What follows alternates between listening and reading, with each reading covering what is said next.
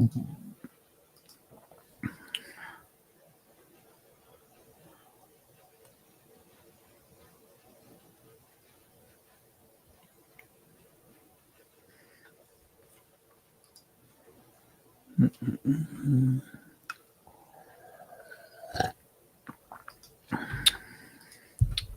everyone, welcome to today's Program Yourself Thin podcast. Today we're talking about seeing processed food for what it truly is.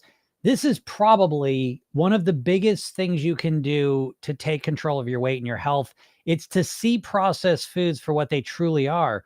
Typically, when you think about processed foods, you're almost literally in a trance because your experience, it's like a magic trick, right? We have these ingredients that are very low quality, but you think of them in a very positive way. And what causes that is usually processed foods are created in a way that they create an initial excitement, a buzz that kind of overwhelms us. And that's primarily how we think about them. But if we look through that initial excitement and enjoyment of eating the food to what it actually is, what you're going to find it is typically very low quality ingredients, meaning there's not much nourishment in it. It is foods that have been stripped down to the most basic, cheapest ingredients possible. And the way they get you to eat it, though, is that they add flavoring and textures and qualities to it that make it addictive, right? So it's things we like, but it's not really representing what it truly is. So for example, if you go and eat a fresh picked strawberry, it has the natural food matrix around it that us humans have been eating for thousands, millions of years, right? And then you get something that tastes like a strawberry Pop-Tart and it's nothing like, there's no strawberry in it. It's just a bunch of random ingredients that have been processed down to their base qualities, the cheapest ones possible, and then made to taste like strawberry with flavoring.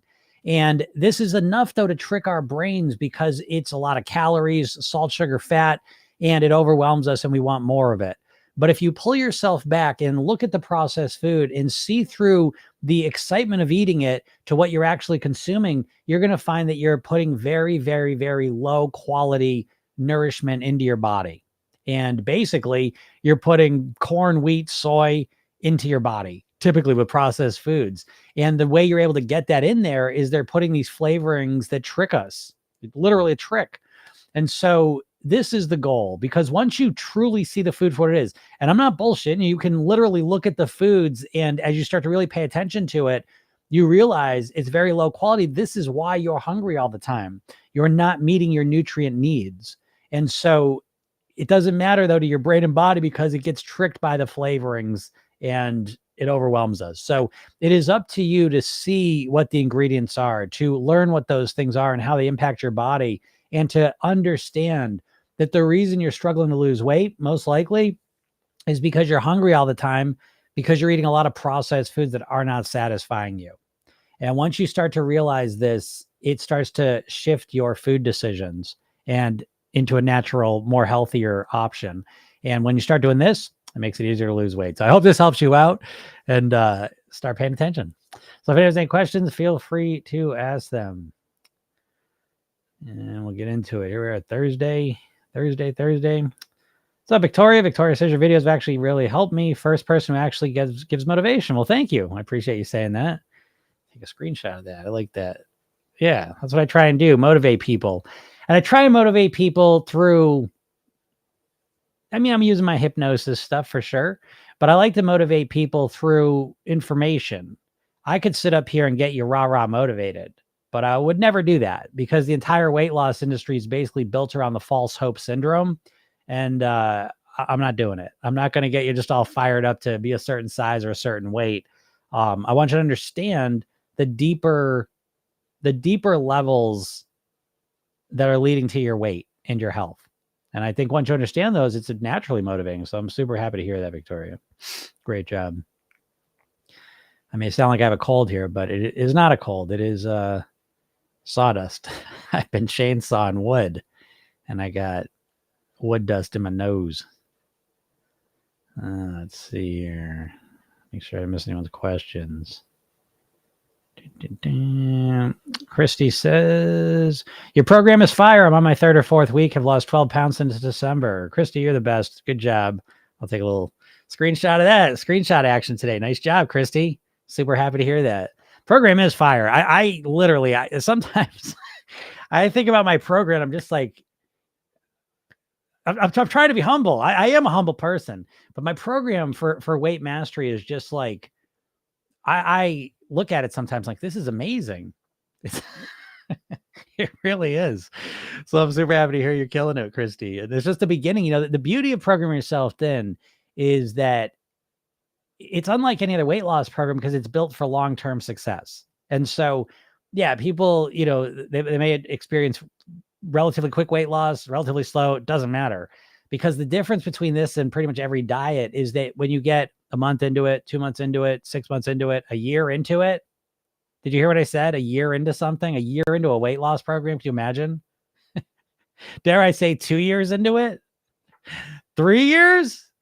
When you get, the more you get into it, the longer you do it, the better and better you get at it.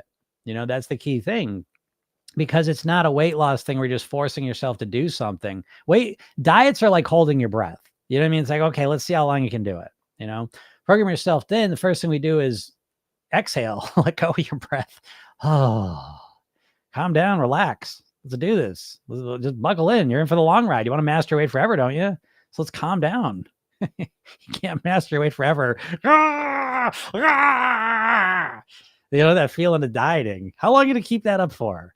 Right? I mean, I was thinking, I'm going to make a video on this, that the diets, okay, I'll just start it now. The diets are all owned by the food companies. You all know this.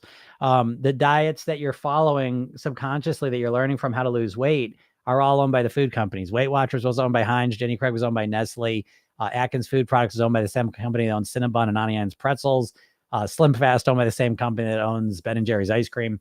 These companies don't want you to lose weight. And what they've done, the food industry, by way of the diet workout industry, what they've done to the whole population is, on a nervous system level, on a Pavlovian stimulation, condition response, stimulus condition response level, what they've done to a whole population of people is they've caused us to subconsciously, on a nervous system level, associate pain to losing weight and feeling healthier, and pain to moving our bodies more and working out and exercising.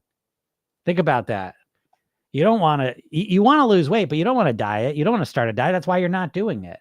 You don't want to work out. You associate it. And what have they done? They use the same technique in both situations. When you start a diet, it's super extreme. Yes, it is.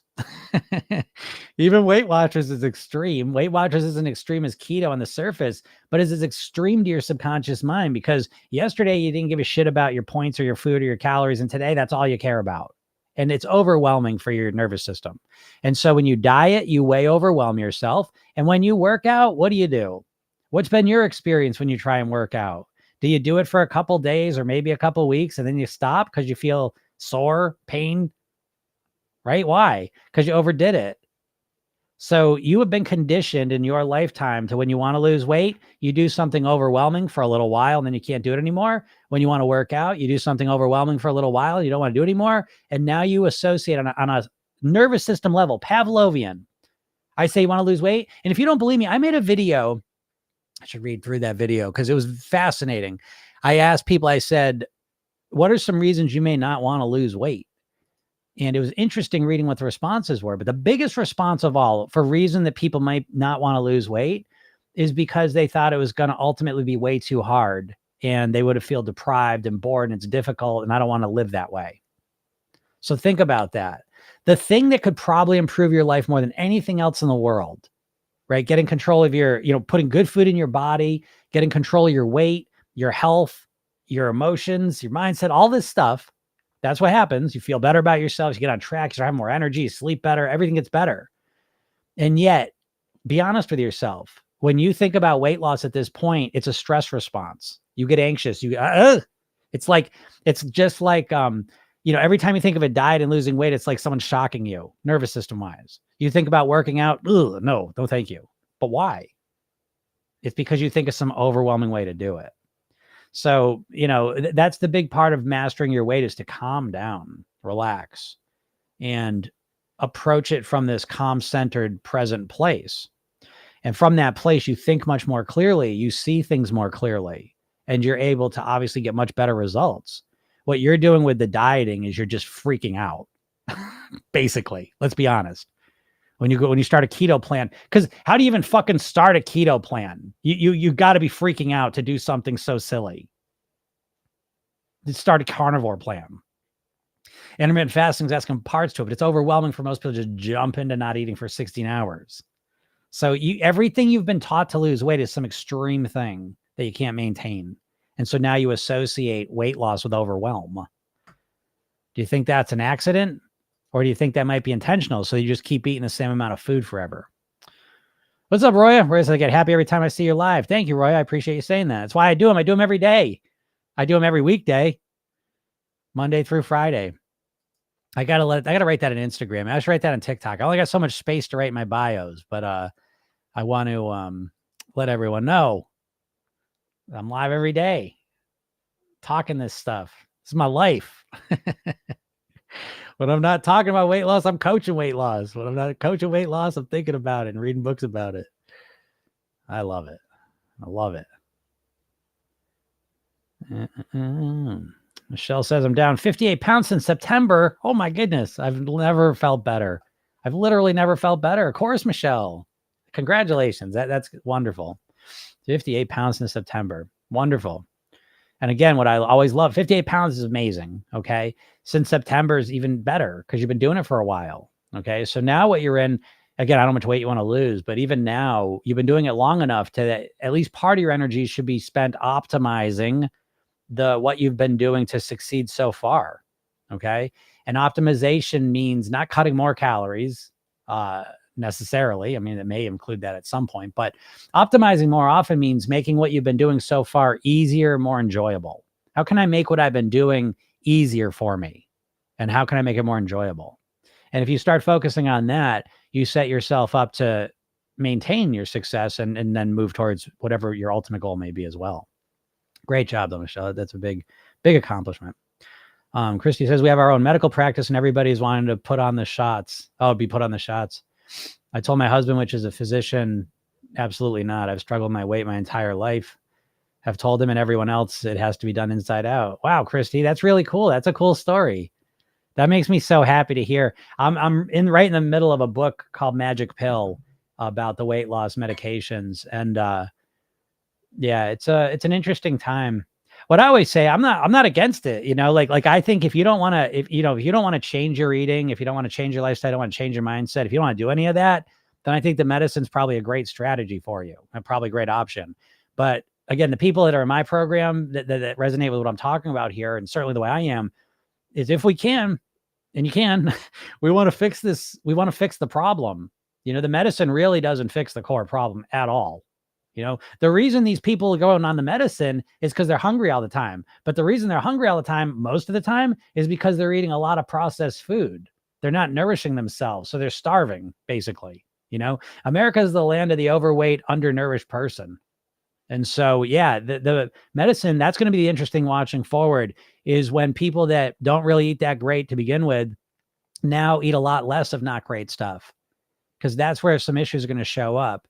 And now, so we'll see where that goes. But I welcome the weight loss medicines. I don't care, because I know the people that go on the weight loss medicines are not the people that I work with. You know what I mean? Like, we're doing two completely different things, even though it may sound like it's the same, it's absolutely not. Because again, just to reduce your hunger is not fixing the core problem. That ultimately you have to change what you're eating, and behavior change is a challenge. So if you're just less hungry, what's going to happen is people typically just eat the same, but they just eat less. And we'll see what happens with that. Bethan Taylor, can you talk more about identity change and the shift in your mind that has to happen for you to see yourself as someone who can lose weight? Yeah, for sure. The self-image, so that's what we refer to it in the program. That's a big part of programming yourself. Then it's an inside out approach to mastering your weight. So one thing that has to change for you to live as a thin, healthy person for the rest of your life is you need to think about yourself differently. if you're overweight and have been for a while, you identify as an overweight person, and everything kind of flows out of that. A lot of your thoughts, questions, memories, focus, everything's kind of flowing out of that. And so what a lot of people do is they kind of have the identity of an overweight person and a dieter, right? You got kind of these two identities and you flip flop between them. And at best case scenario, you diet yourself down to your goal weight, but then the same problem exists, that you've got the identity of a overweight person, the identity of a dieter, and you can't keep dieting.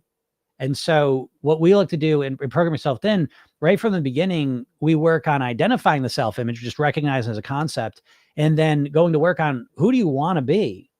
And this really is the core of the program, because in Program Yourself Thin, it's not just about weight loss.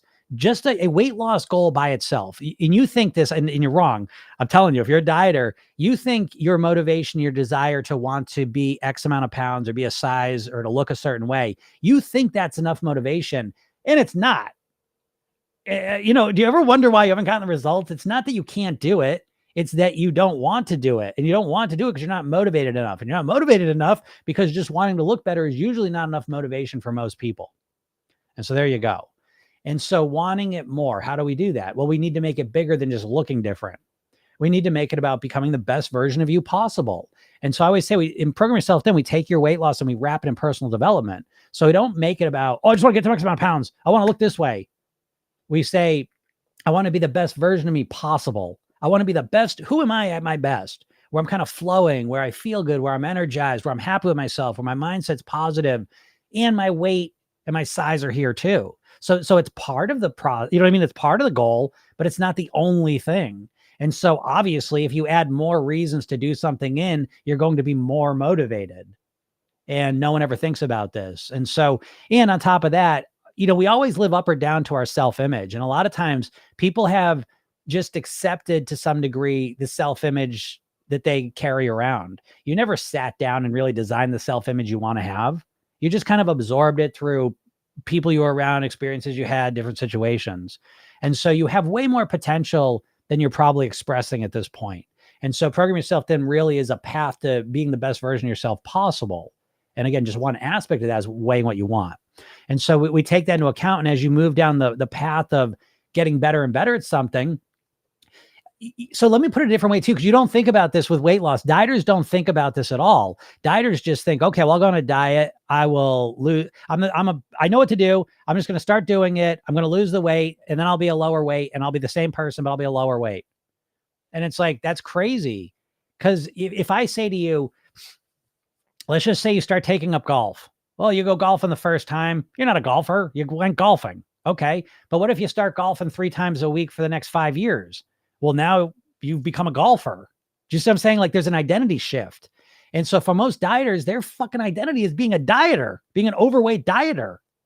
And so you never even get close to starting to develop and install a self-image of being a thin, healthy person. You never think in those terms. And this is what I'm talking about. When I talk about the inside out approach to mastering your weight, this is exactly what I'm talking about. Is the self-image. How do you think about yourself? If you think you're an overeater, out of control, no willpower, sugar addict, good luck mastering your weight, And so we have to recognize this part of ourselves and work on it. And again, you can't just change your self-image. I want to make that clear. Just like if you decide I want to be a golfer, you can't just golf all week and now you're a golfer. There is an aspect to your self-image of time. And part of how we identify is we look at things we've done consistently over time. And so what you all are doing with your weight is, what have you done consistently with your weight over time? You've tried losing it with diets. That's why you identify as a dieter. So I would suggest that you get the fuck off of the dieting path. It's never going to work for you. Never, ever, never going to work for you. If you've tried dieting 30 times and it hasn't worked, it's never going to work for you. And I feel very comfortable saying that, because diets aren't built to be long-term success weight loss. 95% of people fail on a diet. You're going to be the 5%. Good luck. I don't like those odds. So I would get off the dieting path and I would get onto the weight mastery path and start treating your weight like you would golf, if that's something you wanted to do, or playing an instrument, or just anything you wanted to get good at. How would you get good at it? You'd give yourself a month to get good at it. You'd give yourself 1 week to see if I can get good at it in a week. That's a childish mindset. And I don't blame you for this. The diet industry has installed this into your head, but it's up to you now to take a look at it and say, yes, I have been approaching my weight like a child, because the idea that I'm going to completely change everything tomorrow is such a childish thought. Sorry, not sorry, And so what happened if you approached it like if you wanted to get good at golf? Well, there's got to be some time component to that, doesn't there? If you I want to get good at piano, I'll give myself 1 month. We'll see what I can do. Oh, fucking good luck. I'd suggest you don't even start because you're going to suck. That's what's going to happen. So, anyways, so, we want to have a deeper process what we're doing here. And that's the self-image piece that I'm talking about, is that we start on a path where we're working to become a thin and healthy person. And there is a time component to that, but there's also awareness to that component. So I hope that makes sense. What do you eat for breakfast? I have 2 types of meals. So in Program Yourself, then we have clean days, pleasure days. My clean day breakfast typically is like Ezekiel toast, natural peanut butter, apple, natural peanut butter, a bunch of water. That's typically a breakfast Monday through Friday. They'll get me to my lunch. Now, I just want to make the statement, and I don't like to really say what I eat because someone's going to like go do that. And the first day they're going to say, oh, I'm starving. That didn't work for me. Well, you got to build up to it. There's a lot of mindset stuff I do, a lot of lifestyle stuff I do, and now it works for me. On my pleasure days, I don't know, it might be like a bagel sandwich, bagel with egg, avocado, some little bit of cheese. That might be a breakfast. Maybe I'll have a muffin, maybe I'll have a donut. I don't know. Sometimes on the pleasure days. So those are typical breakfasts for me. Midnight Rider, American corporations don't care about their people. They care about their products. Oh, true. Mighty River, Midnight River, Rider, Midnight Rider. I know that. Allman Brothers. Is that what that's named after? I love that song. Yeah, American corporations. I don't want to say that because I'm about to get restricted, I bet. But it is what it is, And to beyond that, let's just take it a step deeper because it's important you know this, is that not only the American corporation, but especially the cigarette corporations don't give a shit, right? Can we agree that the corporations in general don't give a shit about us, but especially the cigarette companies? You say, Jim, wait, we're talking about cigarettes. Well, because the cigarette companies are the ones that own all the food companies now. Did you know RJR Reynolds and Nabisco are literally merged together as the same company? Did you know the parent company of Kraft and General Foods is Philip Morris? So yeah, they are just the same shitbags that sold us cigarettes for all those years, now just selling us addictive food. And they're tricking us because we don't think of the food like cigarettes at all right now. Shit, we didn't think about cigarettes being that bad for a long time. Not really. And so it's up to you. It's up to you. You want to, there's going to be food labels on food at some point, warning labels. And so it's up to you. If you want to wait 25 years with your head in the sand to think what you're reading is great, fine. And then realize the repercussions, whatever you're doing, because that's up to you. But my job, I feel like, is to get out here and I'm waving the flag. Watch out. Watch out. It's 1950s with the cigarettes. Hey, watch out. These cigarettes cause cancer. They're killing you. Watch out for this food. It's fucking killing you. Never mind you're overweight. You don't like how you look. It's literally fucking killing you. Yes. Number 1 cause of preventable death. So no one thinks of it that way though. You think of the cigarette companies, oh, scumbags, shitbags, blah, blah. Oh, the food companies. Oh, I love those cookies. Love that stuff. You subconsciously, your nervous system has a very different response to the food companies versus the cigarette companies. And that's a problem, User says, Jim, I can't stop the restrict binge purge cycle, but can't get out even when I don't restrict. Well, first of all, I would say I haven't been able to stop the restrict binge purge cycle. So how do we stop that? Yeah, the over restricting is where you start. I can't get out even when I don't restrict. It's not about just getting out of it. It's about understanding it. So if you stop restricting, you may still binge because there's different reasons we binge. One is obviously over restricting is a huge one. Okay. But the other ones are emotional. So just because you stopped over restricting doesn't mean that you dealt with your emotional triggers for binging. You know what I mean? So we have to, again, it's not as simple as like, oh, just stop over restricting. Now you stop binging. Nothing's that simple. I hate to say this. I wish everything was simple. It's not. Okay. We gotta stalk our worst behaviors. So if your worst behavior is binge eating, you got to stalk it. You can't say, oh shit, I heard Jim say, if I over restrict, I binge. I didn't over restrict. I still binged. Not working. No, that's one step closer to a solution you are now. Do you see what I mean? So now it's like, now okay, just restricting wasn't the only thing. I promise you it's a contributor. Okay. But It's probably, there's an emotional component to it. There's a habitual component to it. There's a, addictive food component to it. Probably, what are you binging on? Is there a consistency to what you're overeating there? So don't just stop now. That was the first step to start gaining some more awareness of what's going on here. Okay. We're not just trying to stop that behavior. We're trying to understand it first so that we can, strategically, work on resolving it. Midnight Rider says I eat once a day between 12 noon and 2 p.m. That's it. I've lost over 20 pounds in 1 month. That's great, Midnight Rider. I'm happy for you in that way. That's a very extremely restrictive diet and way to live. So, as happy I am for you to lose 20 pounds in a month, I don't feel your prospects are very good to maintain that for that long. Don't get mad at me. You're already thinking it.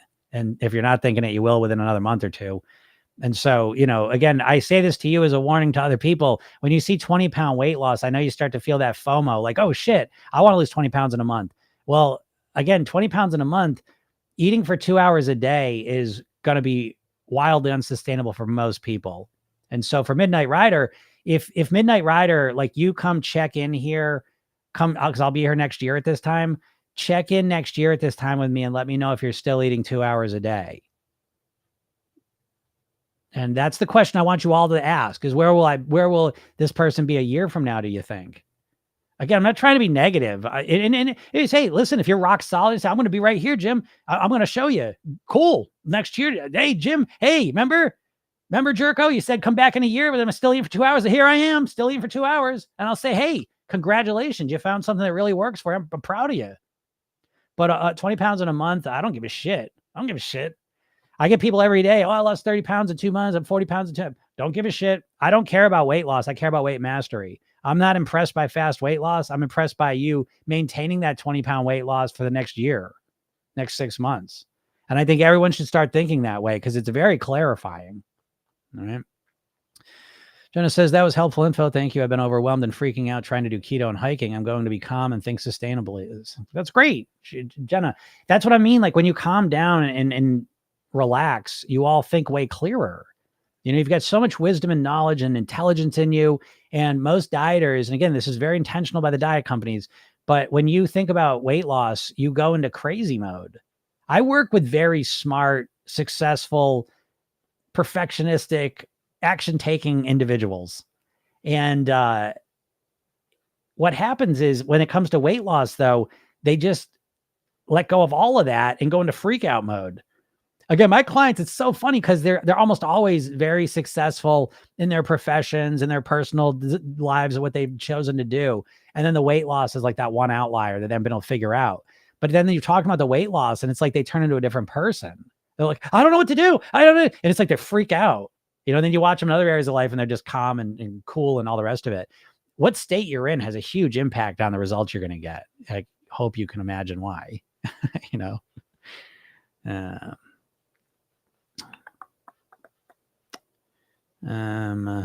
Jennifer says, how do I know which online calorie deficit calculator? All of them tell you different numbers.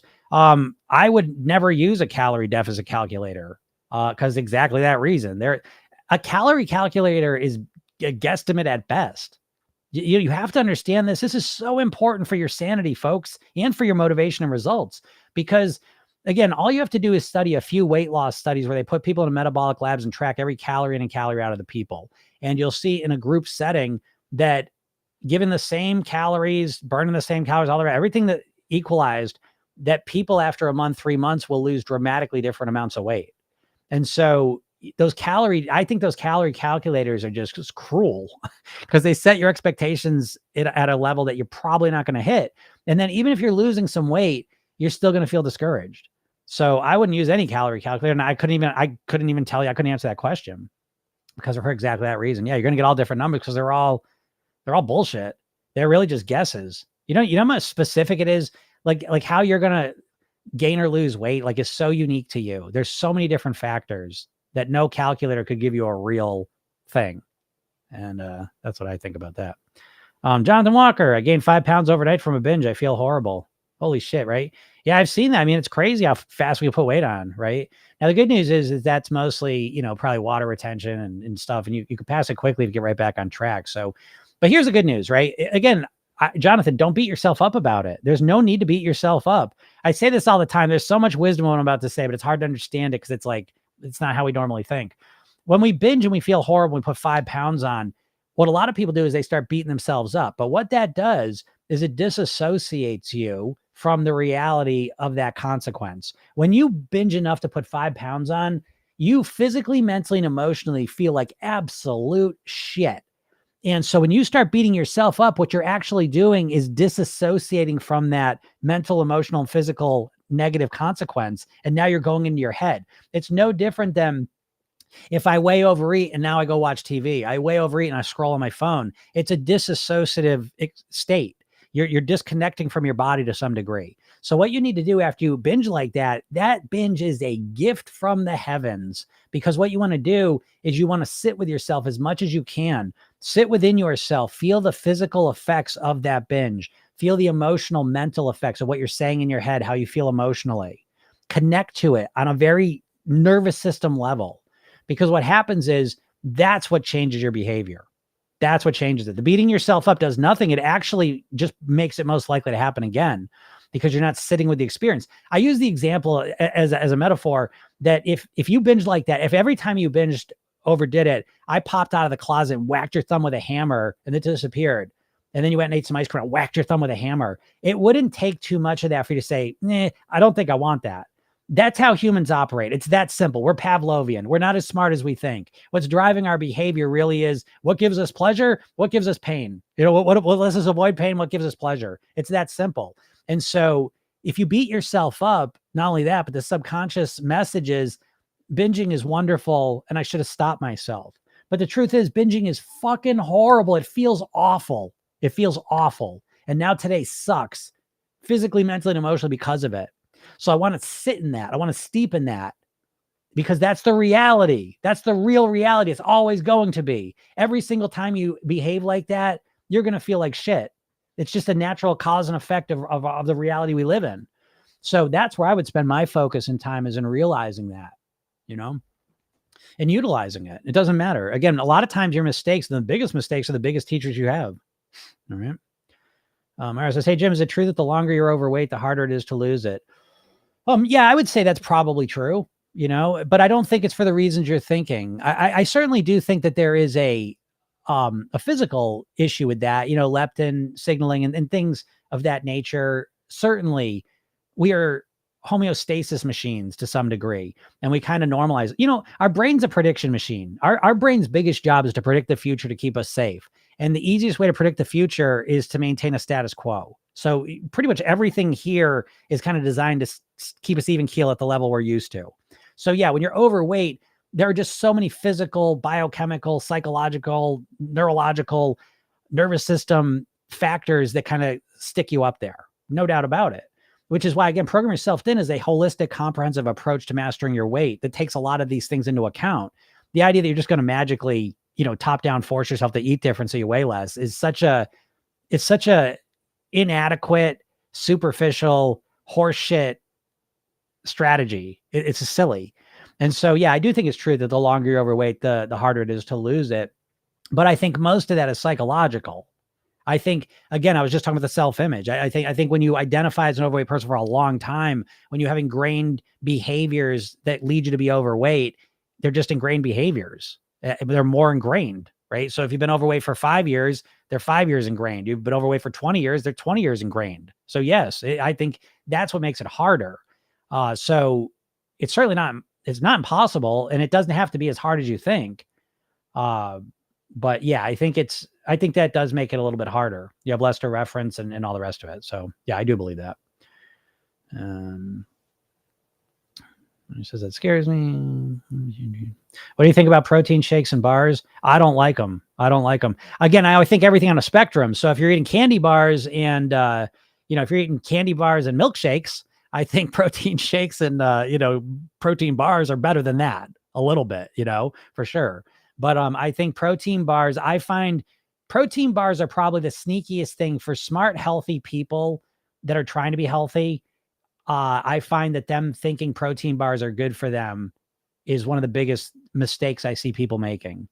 And I went through the same thing. I used to love Cliff bars. I said, oh shit, there's a bunch of sugar in there. And now I realize that these bars are they're not satisfying you for the calories you're getting. Weight mastery really comes down to measuring calories, satiety value per calorie. We'll think of it that way, right? So it's like if I eat a protein bar, maybe it's 200 calories, say, and it's 200 calories in my body, and I'm getting very, very little satiety. I know you heard the word protein, but really what's driving satiety more than anything else is fiber. And so I would much rather spend, instead of a protein bar, I would absolutely have an apple, half the calories probably to a third of the calories, depending on what protein bar you're eating. I'm going to get more satisfaction from it. If I'm still hungry, I'll eat some nuts maybe. I want all natural sources. So I always have a very clear distinction between natural whole foods from the ground and processed foods. And so protein bars, I promise you, they are almost guaranteed they're leading you to be extra hungry. They're not satisfying. You think they would be, but they're not. They're not. They're candy bars. They're glorified candy bars, basically. Most of them, all of them. I wouldn't eat any of them. Kind bars, nope. I wouldn't eat any of them because I know they make me hungrier. I have to start thinking about them. They're hyper-palatable, and nope, not interested, because they're gonna fuck with your hunger. It's gonna make it harder, guaranteed. Every processed food now again, if you eat protein bars on the weekend as part of your pleasure days, that's one thing. But if you're eating protein bars as one of your main strategies to not eat other shit, poof. I see people that screws more people up than almost anything. No, that's not true, but it screws a lot of people up. Jonathan says, yogurt healthy for breakfast? I used to eat Lucky Charms, so I switched. Well, yogurt certainly. No, I'm not gonna say certainly because there's a lot of yogurt. So it depends what kind of yogurt you're eating. I mean, if I was gonna eat yogurt for breakfast, it would be like the Greek yogurt with no sugar in it, and I'd probably add fruit or some other healthy option to it. If you're talking about like the sugar yogurt cups, those are basically ice cream cups. So that's not very much healthier than the Lucky Charms, although probably a bit healthier, but not much. I'm not impressed by either of those. I wouldn't allow either of those to be my breakfast. I take breakfast so serious because every day you're building a house for the nutrition, and your breakfast or whatever your first meal of the day is your ground floor, the foundation. And to start a day with sugar cereals and sugar yogurts and stuff like that, little ice cream sundaes, I would not do that. It's just it ruins it makes the whole day so much harder. Program Yourself Thin is built around preventative strategies. So instead of trying to always fight against our hunger, we're looking to prevent our hunger. And so, yeah. So again, I applaud you for making a shift, because again, everything's a spectrum. And I think the yogurt's definitely a step above the Lucky Charms, but not much, depending on what kind of yogurt you're eating. If you're eating again, the sugar cup, not much better at all. You can do way better. And that big difference is going to make you feel a lot better. Jonathan, cereal's my worst enemy. I get it. I used to love cereal. And letting go of cereal, again, it took a little bit, but glorious. Because the cereal is, maybe you all don't understand this part. And I'm going to share this with you because I think of this way, that, when they do experiments with rats, like obesity experiments, the hardest part of that was getting them to overeat. Because if you give them their rat chow, which is, nutritionally pretty solid, they don't overeat it. So what they have to do is they give them a junk food diet. This was found by accident. Speaking of breakfast cereal, because the guy, he worked in the lab and he'd gone to the supermarket and he had like Fruit Loops, and they fell out of the thing and the rats started eating them. And they just kept eating them. And so that's when they realized, if you want to fatten the mice up, give them hyper-palatable foods like grocery, supermarket food that we eat in America here. And so I always think to myself, I don't want to eat that shit. I mean, again, I made it on my pleasure days, but I'm not consistently eating those things because I know it drives my hunger. And so now I'm just setting myself up for failure, So yeah, the cereal's a tough one, but yeah, all that cereal, I would never eat it. It's again, now I don't want to sound like a purist here. I'm not, because again, there's a spectrum. So, the first step might be, you're there recognizing cereal is not that great and starting to improve it. So maybe the first step is starting to just upgrade, from Lucky Charms, which is probably one of the worst ones, to, just a less sugary one, and that might be an initial kind of, again, you can approach things in phases, Yeah. Parson said, yeah, you didn't gain a bunch of weight overnight, so you're not going to lose a bunch of weight overnight. Yeah, it's just true, right? It's very true. Jonathan Walker says, makes sense now how you're thin, a salad every single day for lunch. 4 days a week, you know? Yeah, but the salad's a huge part of my strategy, and I didn't have that before. It's amazing. The salad, my big ass salad is like natural Ozempic. And I know that because I experienced it. I was very, very aware of everything I'm telling you in my body and my response to foods. And so 5, 6 years ago, when I started adding a salad for lunch, I could not believe the impact it had on me. And I'm continue to be stunned by it. And, I'd read about all the food shit before. Like I know all that. I've been studying this stuff for 30 years. I knew logically about all this stuff about processed foods and driving hunger and satiety and all that. But the salads, when I started eating the salads consistently for lunch, and by the way, I had a good lunch before that. It was a solid lunch before that. But what it was is there was way less fiber. So I was consuming more calories at lunch, but there was less nutrients going in my body, less fiber going in my body. So when I switched to the salad, it's less calories and it's way more satisfaction. That was one of the most, for me personally, and I was a big ass meat eater and now I'm a pescatarian, pretty much a vegetarian vegan. The biggest shift in my diet, like this really like holy shit, was that salad I started eating. I'd been a vegetarian for 15 years or so, 15, 18 years before that. And that was a big change. But the biggest shift is starting to add those salads because I really started, I probably doubled my fiber intake, doubled my nutrient density and variety that I was putting in my body. So that was an enormous shift to me. Olive says, I eat every, what does it say? I eat every 3 hours, lost 6 pounds in a month. Happy with it. Yeah, great job, Olive. Again, it's about figuring out what works for you. I always say, program yourself. Then I just give you a best practices for most people. At 3 meals a day works well. But then I have people that customize that for 4 meals, 5 meals. It doesn't matter. You got to build around you. So that's really great, Olive. Because once you figure out what works for you, now you have a plan that's built for you to succeed. And I find this never happens with diets. You're always trying to follow someone else's plan, force yourself to do it. So the more you build around yourself and how you respond to things, I think the better success you're going to have. Slavel says, what do you think about the Weight Watchers program? I think the Weight Watchers program is just kind of childish. It's a calorie counting program. I used to like the group aspect of it. I thought that had some real value to it. I think being able to talk with other people in the same thing is very helpful because it helps you become aware of different aspects of the process and you just learn a lot and camaraderie and all that stuff. So I used to like that piece of the puzzle, but Weight Watchers is just a marketing company. It's just a company that markets bullshit. That's why they didn't have points and then they did have points. They're just making stuff up. And now it'll be a lot about the medicines and stuff, but they're not going to teach you how to change your mindset, how to change your lifestyle, how to genuinely transform your eating in a way that's built for you. And that's why people have been doing Weight Watchers forever. And, most people don't get great results with it. There's always outliers, always people that do. Out of everything, I think Weight Watchers is probably one of the best ones because it does offer more than just giving you a plan, but I think that it's, they don't really give you many valuable tools that are really going to be practically usable and valuable for you. So that's kind of what I think about it. Mario, that binge is a gift from heaven. You like that one? Again, it's a reframe, but that is hypnosis in a nutshell. Hypnosis, really, I know no one really understands it. And it's just such a shame to me because I think hypnosis is the most practical psychological system on the planet. I really do. I think it explains so much of your behavior in a way that makes sense because no one understands why they behave the way they do. And no one's explaining it to us. We can look at psychology and we can diagnose all the abnormal psychology real well. But can you tell me how to start doing the things I want to do and stop doing the things that aren't good for me that I keep doing? What do they got for you? What's psychology got for you? Cognitive behavioral therapy is all right. I like that. We utilize that in the program, but fuck, like one little part of the program, And to me, it's like, if you don't understand hypnosis, you have no idea how your brain even runs. You have no idea how behavior runs. It gets to the core of it. Don't you wonder? I know you do, because I know all you do is you keep asking yourself, what's wrong with me? Why can't I stick to a plan? Why can't I lose this weight? Why can't I do this? I know you're obsessed with it. And I could explain it to you in 5 seconds with a hypnosis model. You have a conscious, subconscious mind. Your subconscious mind's what's running the show, not your conscious, logical mind. So you find yourself consistently doing things that why the fuck am I doing this? I want to lose weight so bad. Why did I just eat all that ice cream? You have no real way to understand that.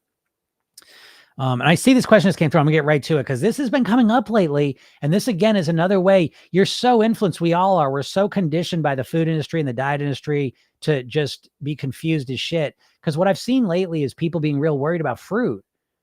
Keto and Atkins and paleo made you real worried about vegetables and the carbs in them. And now people, and I'm not sure exactly where this is coming from, probably similar spots, but now people are really worried about fruit.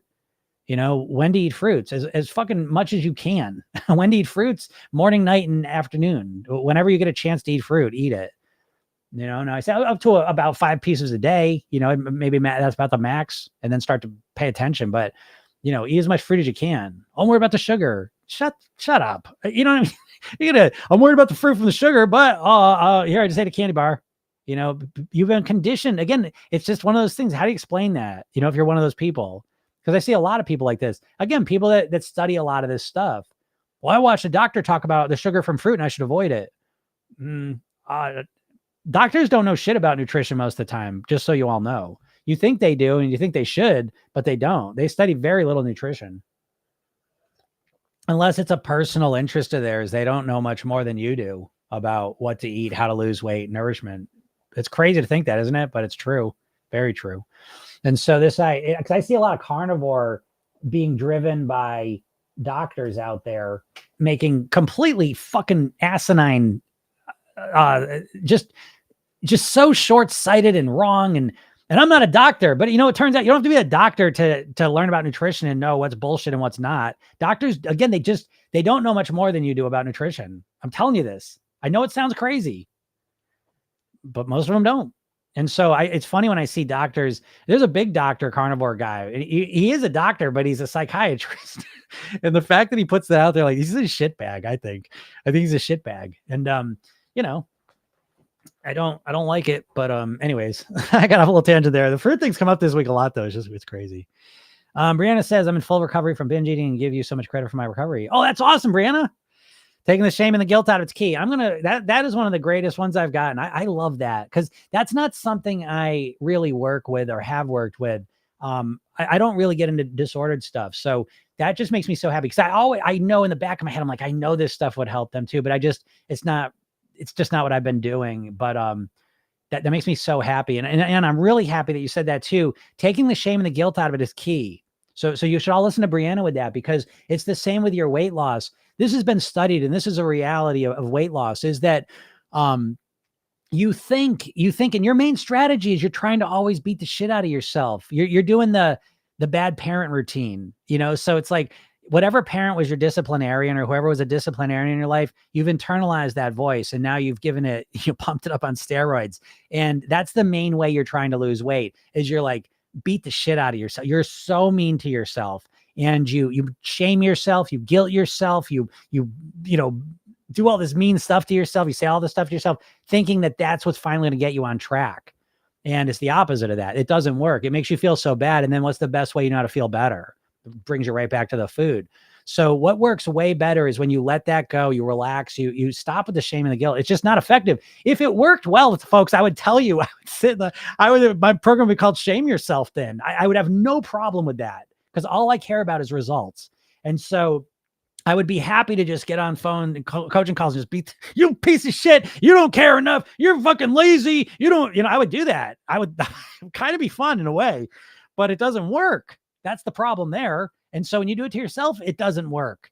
You're addicted to it now, which is it's a normal thing for that to happen too. It's actually very normal. But what ends up actually working is when you cut that shit out, you take a step back and you start paying attention to what's going on. Specifically, again, it's with the cigarettes. I'm going to research that a little more, so I have some real stats for you. But cigarette consumption went down dramatically in the late 80s, 90s. Why? A big part of it was because of the education, the anti-smoking education. And so it changed the way you think about cigarettes. So you no longer thought of them as cool. You no longer thought of them as kind of a benign, bad habit. You thought of them as deadly. And that is a huge reason why people stop smoking so many cigarettes. But here we are with the food, and most people are trying to stop eating the food, but deep down, they think of it as a benign, bad habit. It's not good. I want my weight a little chubby, whatever. But no, it's way worse than that. And so when you start paying attention to that, it's true. I promise you, all these processed foods, again, in moderation, okay, it's a benign bad habit. But when you're doing it consistently to the point that you're, way overweight towards obesity, it's now become a matter of health, life and death. And the more you reflect on that piece, that's what's probably going to get you better results and make you see things more clearly. But that's great, Brianna. I'm really happy about that. Yeah.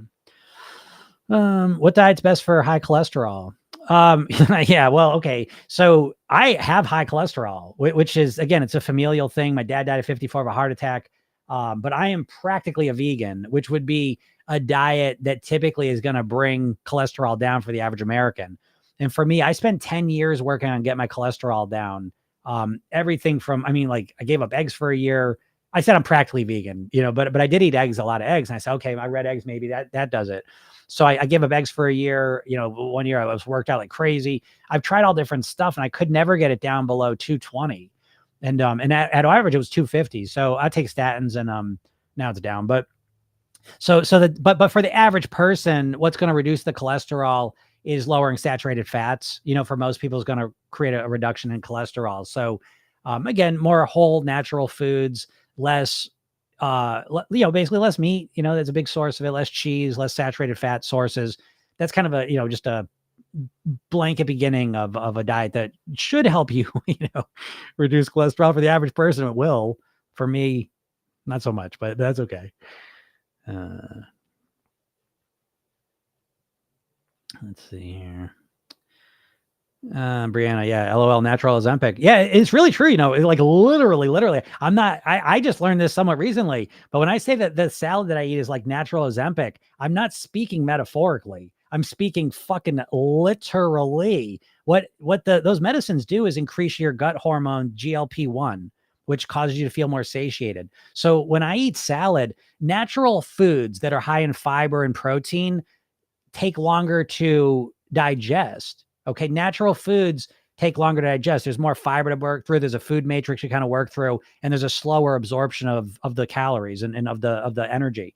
And so when you eat whole natural foods, you release more GLP-1 hormone and you feel more satiated.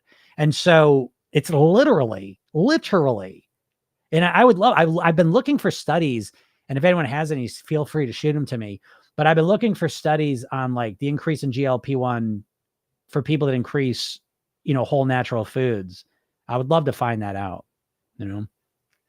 but it literally is, by the way. Jonathan Walker, what would you recommend for me for breakfast? I thought yogurt was legit healthy. Again, it depends on the yogurt. So if you have Greek yogurt with no sugar in it, and you put some fruit in it, or, some healthy granola or something like that, that may be, that's quite a bit healthier. But again, when I hear someone say they went from Lucky Charms to yogurt, I would love to know what the yogurt is. Cause I bet I'll be honest, my first thought is, I bet it's like a Dannon sugar in the bottom fruit cup is what I would think, and it's no different. It's virtually the same thing. You remember, McDonald's and maybe they still do. I haven't been in there in forever, but they like they used to have the sundaes, and they're like the chocolate one, they have the strawberry one. Basically that's a Dannon yogurt cup. It's ice cream with fruit syrup on the bottom. It's no different. It's just one's upside down and one's not. Okay. So yeah. Oh, but what would I recommend for breakfast? I don't like doing this because I don't want to tell you what to eat. You got to figure out what you want to eat, and it doesn't have to happen all at once. But what I be looking for breakfast is I ideally I want it to be completely natural. I want to start my day because breakfast is the easiest meal to influence. So I want to start breakfast being as natural as possible. Ideally just 100% natural would be great. Now I eat Ezekiel bread, which is processed, but it's minimally processed. And the big difference with Ezekiel is that it uses sprouted grain instead of flour. And that makes a big difference in how quickly you absorb it. So, but it is processed. So, and so is the peanut butter, but again, it's just nuts blend up. So, but it's all natural. We're talking about a couple ingredients basically. So, what would I eat for breakfast? If I didn't have cholesterol issues, I'd probably eat eggs. That's an option. Oatmeals, the healthier versions of them. Steel cuts are best. But again, all of those things are light years better than that cereal you're eating. So again, I would look for fiber. Fiber would be a big thing. Natural whole foods. I definitely want to eat some fruit in the morning. These are things I'd want to do. So maybe you start with just a piece of fruit. Maybe that's something. Again, it doesn't have to be all at once. Just consistently starting to improve it. and then come back here and tell me what you're thinking, and I'll let you know what I think about it. Jonathan Walker, Mr. Kitchels, you have shocked me. Well, I'm glad. I like shocking people. It's good. Being shocked is a good thing. I joke about this all the time, but as a hypnotist, I always thought I was going to spend my career hypnotizing people, but really my career is spent dehypnotizing people, waking people out of their trances they're in. And so shocking people is usually a good thing because it shocks them awake. You're all in a trance to some degree. Classy MLJ says had issues with weight due to hormones truly been more of a problem in the last 10 years. Yeah, I get that. I mean, listen, I absolutely, I'm not someone who thinks that, hormonal issues, insulin resistance, Hashimoto's, thyroid issues, all of these things are real. So I'm not saying like, oh, no matter what, you can just do this. I think there are real challenges, but at the end of the day, I have never seen a condition that when you reduce calories over time, you won't lose weight. I just have never seen it. You may lose weight slower now. It may be harder for you to consume less calories because of hormones and different things like that. But if you strategically work to reduce your calorie consumption, your weight's going to go down, and so I think that's really important. So many of my clients, if we get into it and they realize, geez, I thought, someone said this the other day, they go, I thought it was the inflammation. And I thought no matter what I did with my calories, the inflammation was going to keep me at the same weight. And if you believe that, forget it, because you're never going to lose weight fast enough. You're always going to feel like something's wrong. And as soon as you believe that, you're going to quit, because what's the point? So no, you can still lose weight, even with hormones and all the rest of it. And it may be more of a problem. I'm not arguing that. But I will tell you, and I always say this, it's important for everyone, but especially important if you're menopausal, peri, post, pre, whatever, menopausal, insulin resistant, all those things. You really, really have to have a lifestyle piece of your solution. And the lifestyle approach we use in Program Yourself Thin, in order of importance, the habits we work to develop is proper sleep, proper hydration, relaxation, breathing, nourishment, movement, meditation, gratitude.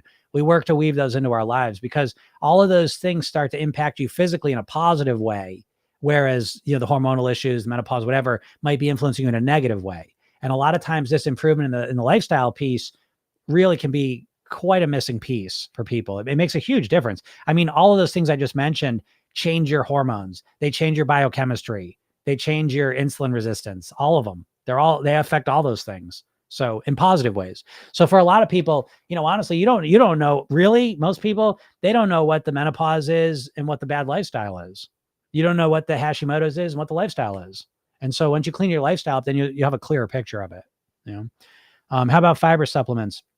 I would suppose fiber supplements are better than no fiber and less fiber. But again, for me personally, I want to because it's not just fiber, folks. It's the micronutrients that come in fruits, vegetables, greens, beans.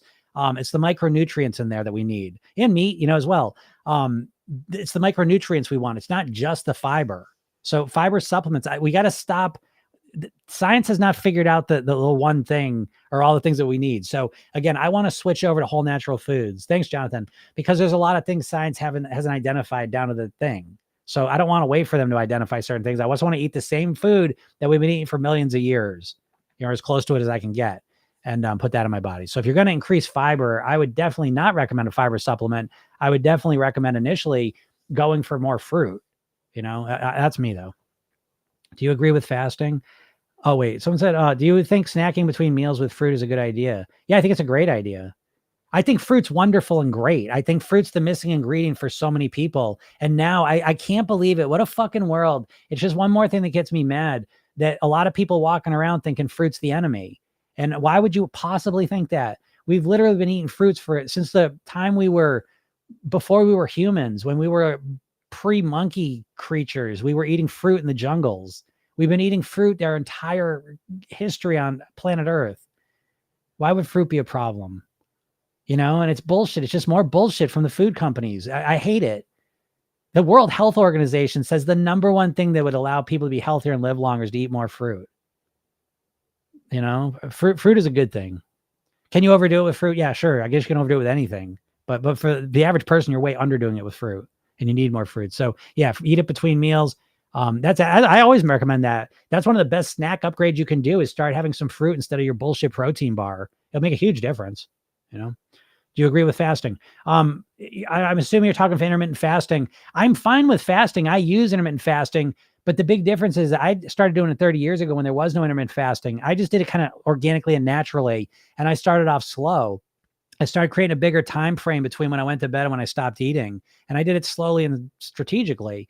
And now I think the part I don't like about fasting, intermittent fasting, is when people jump into 16 hours a day. For most people, it's a very stressful thing to do. And you're going to get yourself so hungry. It's very difficult. It's a short-term thing for most people because it's so overwhelming. And so I like it though. I love the idea of giving your body a break. It's very unnatural to just eat all day long and very unhealthy. And so I love giving my body a break. Not eating before bed by a number of hours is one of the greatest things I've ever done in my life. I used to sleep so shitty. And now I sleep, literally been 30 years of improved sleep. And I was a horrible sleeper. So yeah, I like fasting, but I like work into it. You don't have to start. There's no magic about 16 hours. I fast for 13, 14 hours. And I know it's all the bullshit. Oh, all the magic happens. All the fat loss happens at 16 hours. Well, and then it's more at 18 hours and then 24 hours and now 36 hours. Of course. I mean, the longer you don't eat for, the fat burning is going to be. But I'm focused on long-term stuff. And if you're stressing yourself out about things, I don't know. I don't think that's a good strategy. Mario said, unfortunately, I did many big back activities today. There you go, Mario. But again, just notice how you paid attention. It's not a big deal, Mario, and especially for you. And I really like, Mario, that's a big moment for you, whether you realize or not, when you say, unfortunately, I did many big activities today, because what you're doing now for the first time, maybe ever, is you're bringing some levity to this. You're not freaking yourself out, because that was one of your things, Mario, right? Is you get it's catastrophic thinking. And so you make a mistake and you get so negative and so down on yourself. So the fact that you're kind of making a joke here, I think that's a good sign. Okay. The binge isn't a big deal. It's not the binge. It's what we do after it that really makes the biggest difference. The binge usually happens, but then it's like, a binge can knock us off track for days, weeks, or months or years. And so the binge really isn't the big problem. It's what do we do the day after? If we can get ourselves back on track, it's not gonna be that big of a deal. And again, when we strategically work on those, we'll work to minimize those too. But the first step is not to freak out when you do it, because you're going to do it sometimes if that's what you've been doing. So I think that's great that you're kind of joking about that. What's up, Adrian? Don, how's it going, Don? Let's see. I have to look at nutrition labels. So many yogurts are loaded with sugar. Yeah, Vicky says that, and she's right. Yeah, you gotta start looking at labels. Most of us are nutritionally illiterate, and so starting to pay attention to the labels, what's in them, just even casually at first is really, really helpful. You can see what you're actually doing. Class says, what do you think of intermittent fasting with hormone issues? They say it raises your cortisol. So confusing. Yeah, it's all confusing, but that's why I say build it around you. Experiment. If you're curious about intermittent fasting, experiment with it and see how it feels. If you just absolutely love it, cool. You might have found something that might be a lifelong strategy for you. If it's something that freaks you out, because the cortisol levels, you'll know, to some degree. It's like if you intermittent fast and you're absolutely stressing out and all you're doing is thinking about food and you're freaking out about it, then I would say that's probably not a great strategy, but if you start building around yourself, it clarifies a lot of the confusion. The confusion comes because you're always listening for other people to tell you what to do, instead of saying, okay, you all have so much wisdom and knowledge in you. You've been trying to do this for so long. And it's like, that's the thing about dieting. I always say this to people. Most dieters, you've been dieting for decades. And if you're really honest with yourself, you don't know any more about how to lose weight now than you did before you started your first diet. You're never learning anything new. You're just trying something drastic. It works for a little while, or you do it for a little bit, then you quit, and then you do something drastic and whatever. But if you start building around yourself and even looking back at what you've done, what things have worked for you and were comfortable and what things weren't, do more of the things that worked for you and were comfortable and do less of the things that didn't work. And it's like, no one ever approaches it this way, which is why you keep trying the same shit that doesn't work. And, all day removals and storage. I think about you all the time. You always say hi. And then I always ask the question, where are you at? Are you still doing your thing? I still think about you. I think about you. We're going to step on the scale. I don't want to find out. Come on. Don't leave me hanging. It's been a long time. Touch wood, I'm doing well. Nice. I'd love to know about that other stuff though. Yeah, it was interesting.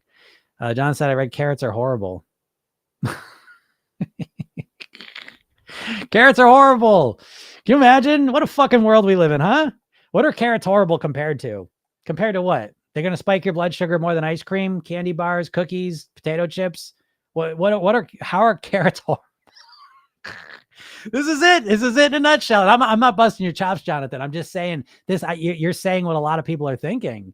And this is what I mean. You know, what a fucking crazy world. You know, like it's just so funny. People saying carrots are horrible. I want to see what they're eating in a day. Facts on hormones. Good. Do you find people want to lose weight faster than they gained it? Oh, yeah, of course. I mean, we're all impatient. You know, I get that, but it's got to be dealt with, you know, and I like to, oh shit, I got to give for my Thrive peeps. I got to give that program to you guys. I have it's a patience program that I created. I got to give them access to that. I just want to write that down. But patience is part of the process. It's one of those things you got to develop and nurture and work on because it's so crucial to your success. You need to have more patience. And we've been conditioned to be totally impatient when it comes to weight loss by all the diet ads. So yeah, it's no good. Do you ever binge or overeat, Jim? Yes, absolutely. So I'm glad you asked that. I'm not a big binge eater. I wouldn't say I'm like, and I've never been like sit down and eat like tons and tons of food. I was always more like, I would eat, I say this all the time, but just to show you where I came from, I would eat breakfast would be like a sugary cereal, white toast, Jif. An hour or so later, or 10 minutes later, I'd eat a donut, muffin, croissant. Usually I'd have lunch, usually a big sandwich, followed up with some cookies, maybe some chips. Then I would have a snack in the afternoon, usually some kind of candy, maybe some chips, maybe a soda. Then I'd eat dinner. Dinner was decent in the sense that it was whole ingredients typically, but a lot of calories, a lot of butter, carbs, all the rest of it. Then I would snack all night, usually some sort of dessert and sweets, some savory stuff. So it's like I wouldn't sit down and just inhale a ton of food. That wasn't my big thing, but I would just eat all day long. And then I would just repeat that. That was my day every day of the week. And so I was consuming tons and tons of calories. So yeah, I don't binge. So binging like stuffing myself. So I'm absolutely, that happens pretty rarely for me. And it was never a huge problem, but overeating, choosing the wrong foods, that happens consistently to me. All right. So I say that I'm not ashamed of it. And I think people should talk about that. I like to say that because I think a lot of times with the weight people, it's like they're trying to be this image of perfection. And I'm not. I'm constantly, again, I have clean days and pleasure days, but a lot of times my clean days are never 100% clean. They're not right where I want them. But again, so I'm always managing it. Managing your weight and your eating to me is like surfing. You're always adjusting to the conditions and you always have to stay engaged in whatever, because nothing's static. You know, life's always changing. The foods are always changing. Our moods are changing. Our energy levels are changing. And so we kind of have to be present and kind of surf where we're at. But yeah, I absolutely make poor food decisions and overeat. I mean, every single week I do it. But the difference is it'll happen and then I'm right back on track. And it doesn't it happens way less than it used to. I do it and I'm right back on track. That's the biggest difference of all. I always say that the biggest skill, the most important skill of weight mastery, of living at your goal weight, is the ability to get back on track quickly after you screw up, because you're always going to screw up. I scream this messages from the hilltops because this is the anti-diet message you need to hear. Because every time you try and lose weight, you're starting on day one trying to be perfect. And in your head, you're like, okay, I'm going to be perfect until I lose the weight. And then the second you make a mistake, it feels catastrophic and you fall off track. And you have to realize you're never going to be perfect on a long enough time frame. Never. And so it's not about being perfect. That's not how you lose weight. By being perfect, it's about being more consistently better. And consistency requires that you're able to get back on track after you make a mistake, because you're going to make mistakes. It's not a big deal. Program yourself thin. The program yourself thin method, the very core of it is the redo rehearsal technique that I show my clients. And this technique allows you to look at mistakes and learn and grow from them. And most dieters have zero ability to do that. Most dieters, when they make a mistake, either beat the shit out of themselves or just go into denial and pretend it didn't happen. I'll never do that again. And then it just happens. And they just stay in that cycle. So being able to look at your mistakes, learn and grow from them is probably, to me, I think the most important thing, because you all know, oh, I'm doing great. Then what happens? You made a mistake. And then what happens? You're done. And so program yourself then with the redo rehearsal techniques, one piece of it, but the other piece of it is that we have these weight mastery blueprints. We follow the weight mastery pyramid: mindset, lifestyle, and eating. So you create customized weight mastery blueprints around you. So you're following your own plan. So when you get off track, you've got the read a rehearsal to kind of learn from it and grow from it. But then on top of that, you're getting right back onto a plan that you've created for yourself. And what ends up happening from this is I always have people in the program, they go away on vacation and they go enjoy themselves, drink more, eat more, all the rest of it. And they go, I couldn't wait to get back on track. I couldn't wait to get back on my plan. They get off track with the thing. I couldn't wait to get back to my normal routines. That to me, that makes my heart sing, because that is, when's the last time you got off your keto plan and you couldn't wait to get back on it the next day, the next 2 days later? Never. You know what I mean? Like you go all in and you're so focused and motivated. The second you make a mistake, you have no ability to get back on track. So that to me, that's like is an example of why Program Yourself Thin is just so incredible, because that's an important piece. We're all gonna make mistakes, you know. Maria says, does walking after a meal also have a Ozempic effect? No, I don't think so. I don't think it hurts. I think walking after a meal is great.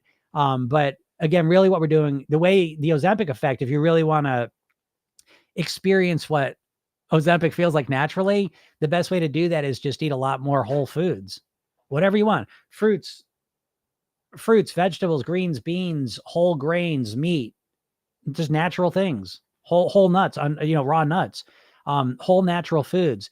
Eat more of those and you're going to feel the Ozempic effect. I guarantee it. You got to eat them you got to give it a week or so, but you start increasing those things, you'll feel it. I guarantee. And if you don't, let me know. I've never had anyone say that hasn't happened. So if you try it and it doesn't work, let me know. Glass Hands, I've lost the most of my weight by focusing on meditating and just forgiving myself for not being where I am, grounding and not watching the scale. I eat well and drink lots of water and sleep amazing. Yo, y'all hear that, everyone? This is, again, everything I'm telling you is things I've learned from other people. So I figured some of it out myself, but most of it I've talked with so many people have successfully mastered their weight that I'm just sharing their strategies with you. And so you can hear that one. A lot of weight can be lost by meditating, by quieting your mind, quieting yourself, becoming more aware of what's going on in here. Very, very powerful tool. That's why we teach it in the program. And forgiving yourself. Again, the beating yourself up is causing you to be in a stress state. You know, it triggers a threat response in you. And when you're in a threat response, you can't think clearly and you're very reactive. And it's very difficult to eat well, make healthy food choices when you're stressed out. So again, forgiving yourself brings you into a more calm, relaxed place where you tend to make better food choices naturally. So Jonathan Walker says, I'm just so confused because I've gained extra pounds trying to lose weight. That happens a lot of times. It's, paradoxical intention where we intend to do one thing, we overdo it. And I think that's part of the diet. That's the reason for dieting. Because when you diet, you really start to hyperfixate on the exact food you want to avoid. And a lot of times, even when you make good food decisions, you end up overeating anyways. So that's not even unusual, Jonathan. I hope you, and I'll say this to everyone, I haven't said this yet, but if you're not in my world, please go to my bio, click the link and get the hypnosis session I gave you. It's free. Watch the video I made for you, though. I think that's a really important video to watch. And then read the emails I send you. Okay. And Jonathan, you better do that, because if you want to get some clarity, that'll help you. Brianna says, yep, shame don't work. Of course, there was other things like having to sit with my emotions. Yeah, for sure. And calorie counting. Whoops. Let me get that. What were you saying? And calorie counting was a huge trigger of mine. Once I wasn't restricting myself, I didn't give a shit about overeating. I just focused on not overeating and getting nutritious whole. See, that's what I'm saying. Again, I'm just a conduit. I'm an aggregator of great strategies, and then I share them with you. But Brianna, that's perfect, right? It's sitting with these shitty emotions. I almost did a lesson on that today. I'm glad I didn't, because my lesson today kind of sucked. It wasn't very good. I was tired. I've been chopping a tree down. My lesson today was a little off, but whatever. But yeah, the ability to sit with your shitty emotions is such another piece of the program. Program Yourself Thin, that's one of the things we focus on too, is emotions, how to deal with emotions. But yeah, I believe that, Brianna. I'm glad to hear you say that. Don says, I corrected my cholesterol with fasting. My blood now shows perfect, which feels so good. That's great, Don. Congratulations. I have fasted too, by the way. I've tested fasting. I've done long-term fasts. I've done short-term fasts. Didn't move my cholesterol at all.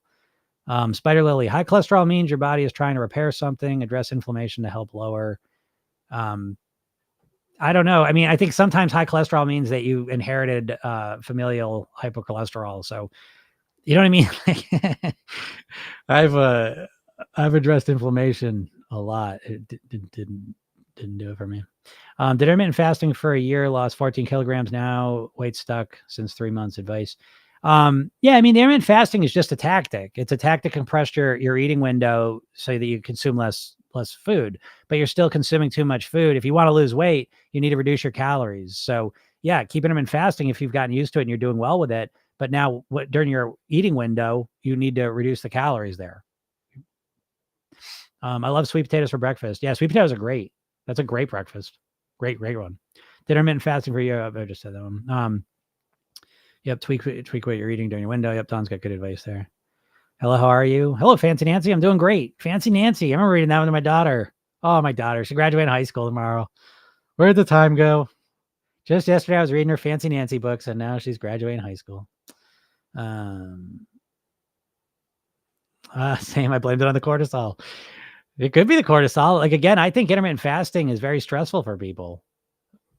I mean, now again, I have a biased view of it because I always get people in my program that it didn't work for, so I'm not saying it doesn't work for anyone. I know I never say that. I make fun of keto a lot because I think it's silly, but I don't give a shit. Whatever works for you, that's the final say.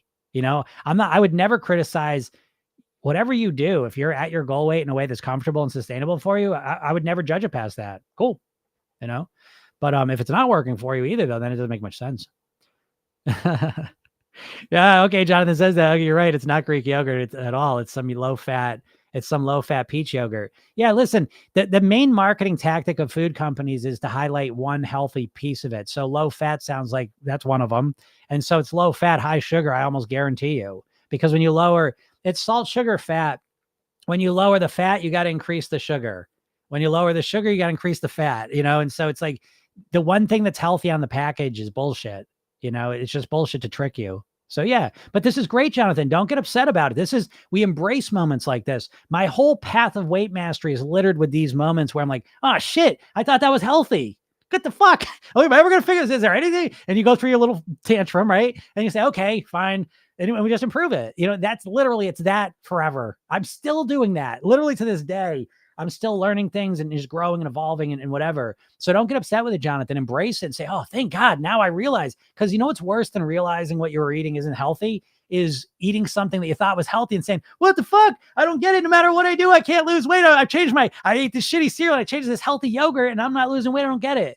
That's a way worse place to be, right? Because now you're just like, well, what can you do? I would much rather see the mistake of my ways because then I can fix it. So again, embrace that, Jonathan. That's a big improvement for you today. Because now you can move one step closer to having a way bigger breakfast or a way better breakfast that supports you. And it's crazy when you have a better breakfast too. It's a game changer.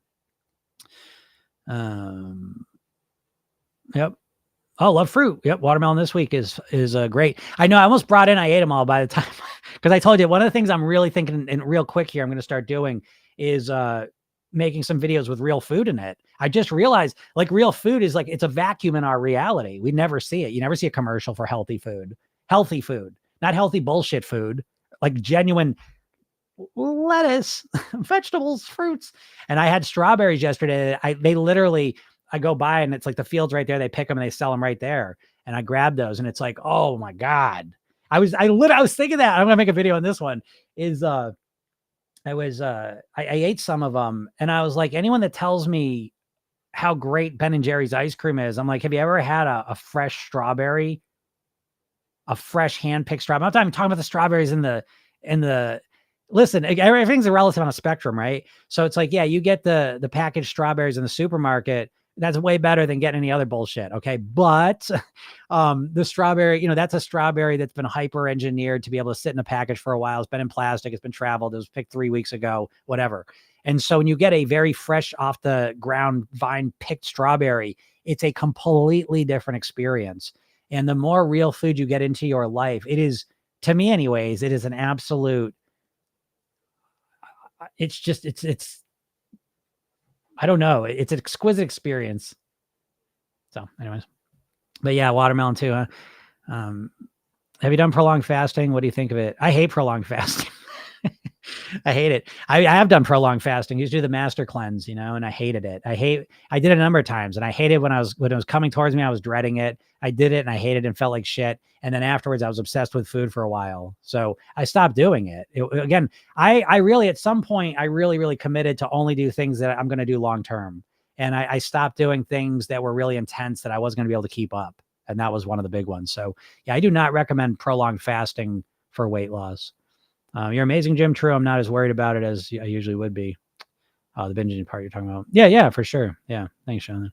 Would you cut out meat if you had high cholesterol?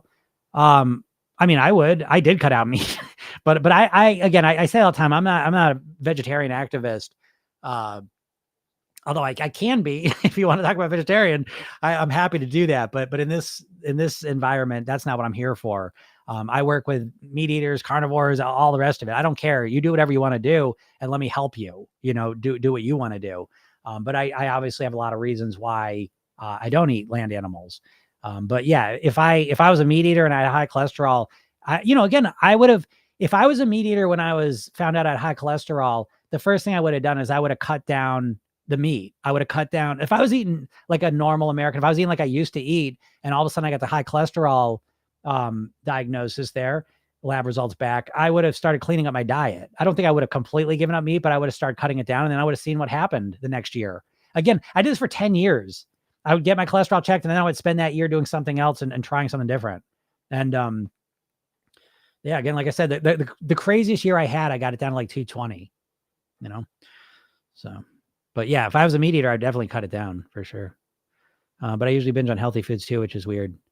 Yeah, well, okay, yeah, we can binge on healthy foods too. But again, that's probably a rarity. You're probably binging on unhealthy foods 90% of the time, and you're binging on healthy foods maybe 5-10% of the time. And what you'd consider to be healthy is probably skewed anyways, Jonathan. Just to be honest. Kid said you're funny. Thank you. Brianna, it's so crazy now that I'm out of the fog. I can see straight through these comments. Yeah, Brianna, right? It's totally like that. I feel like a huge problem is people are fixated on what they should do, not what works for them.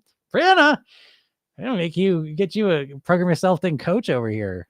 You're really dropping a lot of wisdom. I appreciate you saying that, because I like when other people say this stuff. I think it's great. What the hell happened over here? No, there it is. Sorry, Instagram. I'd lost your comments there for a minute. Yeah, Brianna, you're so right. I'm glad you can see through the comments. I think that's so important too, because that's what happens for a lot of people in the program too, is like you're learning a lot of things. I was just doing a call with someone, a client of mine, and I've been working with her for a while. And she was saying this week, she's like, I'm really starting to notice the ingredients in the food and choosing healthier things. And I'm like, the process of becoming healthier, like for good, like becoming weight mastery, is it's like learning the piano. You can't just learn the piano in a week or a month. There's a time scale to it. To master something, you got to give yourself time, because you're learning new things, you're practicing things, you're developing skills, you're automating skills, and you're building on top of that. And it takes time. So Brianna, I'm really proud of you, because you're being able to see through the comments is really another indicator that your mindset's clarifying. Yeah. And you're stepping out of the fog, as you said. I think that's accurate. That's great. Breaks my heart, because I was there even 2 months ago. Social media is so toxic right now that, yes, it is. It really is. It really is. Yeah, a lot of people are victims to the social media stuff, because you're just hearing so many, it's gone wild, and literally you can't trust anyone. I don't know. I don't even listen to any of it. I completely ignore it. But it's weird, because yeah, you find people just saying everything, and it's confusing. Who said where to find my program? Claudia said, where do you find your program? You can go to programyourselfthin.com. You can also go to my bio, click the link at the hypnosis session I give you. That's free. The video I made for you, that's free. The emails I send you, that's free. I got the PYT Spark program, that's free. I give you a bunch of free stuff, so I'll help you out. And then if you want to join the program, obviously, you can go to programyourselfthin.com and get started. And it's a good program. Yeah, you're grateful, Mars. I'm so beyond grateful for these lives. Thank you. You're welcome. Yeah, that's why I do them. Oh, okay. Yeah. Christy says, yeah, the elephant rider was huge. Yeah. That's something. I think that's in the video that I give you. I'm pretty sure, but that's a core part of the training, again, understanding how your mind works, just huge. Hey, what's up, Shireen? Yeah. So glad to be back. I've been abroad. I'll be happy not to see another chip for a while. Yeah. The fries, right? Yeah. Oh, English food is pretty tough to be around for a while. Could make your own yogurt with no calorie sweetener, easier to control what's in your food. Yeah, absolutely. Absolutely, Kim. Yeah, making your own yogurt. The more you make anything yourself is always a positive when it comes to your weight. You got to do healthy food mukbangs. Please know what mukbang means. That I do know. I do know that one. Healthy food mukbangs. Yeah. Mukbangs is so gross to me. Just like I don't know. Like, and okay, I admit I used to watch Man versus Food back in the day, and it's disgusting. And so is the mukbang, but whatever. I get it. I'm not judging it. I binge on like chicken and avocados. Yeah. But I mean, what's on the chicken? Are you eating breast of chicken, or is it what kind of chicken? And avocados. Yeah. That's funny. Honestly, I sometimes can't tell if you're making fun of me or not, but you're funny. I'm not making fun of you. I make jokes about stuff, but it's never, ever, never directed at someone unless you're like a total dipshit. I get dipshits on here sometimes, and then I have to say things. But if you're genuinely asking questions, I'm never making fun of people. I make fun of the like why you're asking that sometimes, like the fruit thing. I'm not making fun of you. Oh, should I eat fruit or not? I'm making fun of the like what a world we live in, where we're human beings on the planet Earth, and we're wondering if we should eat fruit because we're worried about sugar. Because I love that question because I've had these conversations so many times. And so I know what these people are typically eating, and struggling with, and they're just eating a standard American diet, and they're worried about the fruit and sugar. And it's funny in its own way. I mean, it's sad too, but it is. But I'm never making fun of anyone. So never feel bad about asking questions. I'm never making fun of anyone. Unless you're something stupid, like if you're a dipshit, like I said. So stepping out of the fog equals removing diet brain. Yeah, for sure. Right. I do agree with that. I think defining yourself as a dieter or not is really helpful. That's why I like to use that. Maria says, so true. Since I meditate twice a day, I don't have cravings. Yeah. Meditation's huge. That's why I put it as one of the habits. Meditation is a huge tool of mine. It's so powerful. And I find a lot of people don't know what meditation is. It doesn't have to be that, there's a monk on the Himalayan mountain meditating in the cold. It's just quieting your mind down. I mean, a minute of meditation is profoundly helpful. So even in the program, we do a 1-minute meditation because everything I teach my clients is about being practical, so I find with most weight loss strategies, it's about being perfect and it's some extreme plan. But I'm about like what's being practical for your success. And that means it's going to have to be doable, and relatively comfortable even from the beginning. But yeah, meditating's a big one. What do you think about magnesium? Are we truly all deficient? I don't know enough about magnesium. I don't really break down the minerals and micronutrients and vitamins. I just eat a lot of healthy, natural foods and I feel good. And so I kind of go that way. So I'm not an expert on like nutrients and specific magnesium issues and all the rest of it. Jonathan, it must be funny. It's funny, right? Oh boy. Jonathan just wrote, it's usually fried chicken or it's swimming in sauce, but that doesn't take away the nutrition.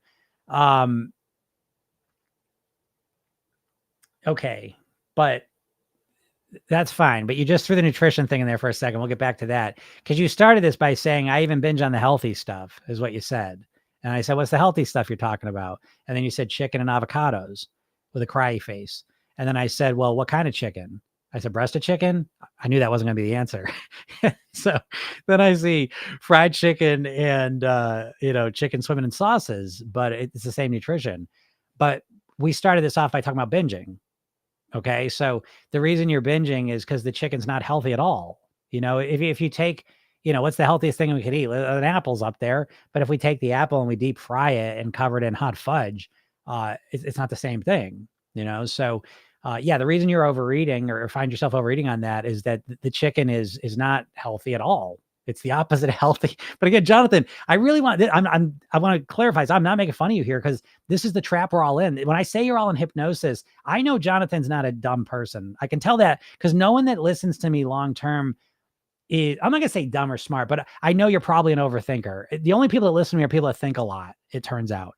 And, so I know you're thinking about things a lot, but the way you're thinking about things are all fucked up. Like it's that simple. And so if you're like Jonathan, who's a smart person who's trying to think about why am I not losing weight? But in your mind, you have the belief, well, chicken's healthy. Fried chicken swimming in sauce is healthy. And I'm overeating it. So I don't understand. I overeat the unhealthy stuff and I eat the healthy stuff, Jim. I don't understand. Right. But if you're seeing, like if you're in your head, fried chicken is healthy, you're fucked.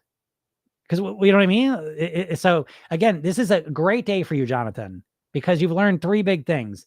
You've learned that yogurt ain't healthy, that chicken ain't healthy, but then the bigger thing you've learned is the meta version of this, because now you've found 2 specifics that aren't healthy, but now hopefully in your brain, you're starting to say, wait a second, a lot of things I thought were healthy aren't. I'm going to start exploring more. And that would be the biggest thing you could learn today, because I was in the same spot. So much of my path, as I said, was realizing things I thought were healthy weren't. And once I really love that process now. Yeah, it's a little annoying. I get pissed about it, but then I'm like, thank God I can see that now. Now I can make changes. Because if you think something that's unhealthy is healthy, it's almost impossible to succeed. Yeah, I'm eating an apple now. I'm about to eat an apple. No, I'm about to eat a banana, actually. Yeah, Brianna knows. Yeah, listen to Jim about eating for pleasure. The eating for pleasure is such an important piece too. Yeah, Jonathan's okay. Unfortunately, you're very right. I am right, but again, it's not really unfortunate. You're very lucky. Do you promote the OMAD lifestyle for weight loss and keeping the weight off? Oh, absolutely not. I do not. I think the 1 meal a day lifestyle, again, for the vast majority of people, is going to be unsustainable, very stressful, very unpleasant, and people won't do it. So I think the 1 meal a day for most people is, I don't know. It just, now, if you love it, if you all of a sudden you experiment with 1 meal a day and you're like, holy shit, this is amazing. I've never felt better. I'm so calm. I'm relaxed. Oh, my hunger's better. Everything's better. Then do it. But if you do 1 meal a day and you're obsessively thinking about food and fighting hunger and worried about how long you'll be able to keep it up, then I wouldn't suggest it. And that's what most people I find experience with that. So I think 1 meal a day is, for most people, a very stressful experience. It's going to be unsustainable. Jonathan, I'm definitely going to be coming to these lives more often. Yeah, you should, Jonathan, right? Obviously, you learned a lot here. Lori says, I listen to you every day and really appreciate all the valuable information. Thank you, Lori. I appreciate that. Thanks for listening. Yeah, that's why I do it. All right, everyone. Thank you so much. I appreciate it. I got to get out of here. Again, if you're not in my world, please go to my bio, click the link, get the free hypnosis session I give you. It's called The New Thin Me. It's a weight loss kickstart session.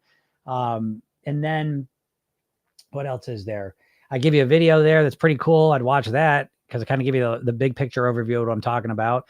And then I send you emails every day, just kind of reinforce the message. And then if you're really serious about all this, go join the program. $300.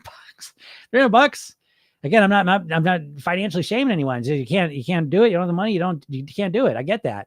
But if you're sitting on a little bit of money, $300 to get control of your weight forever, what the shit?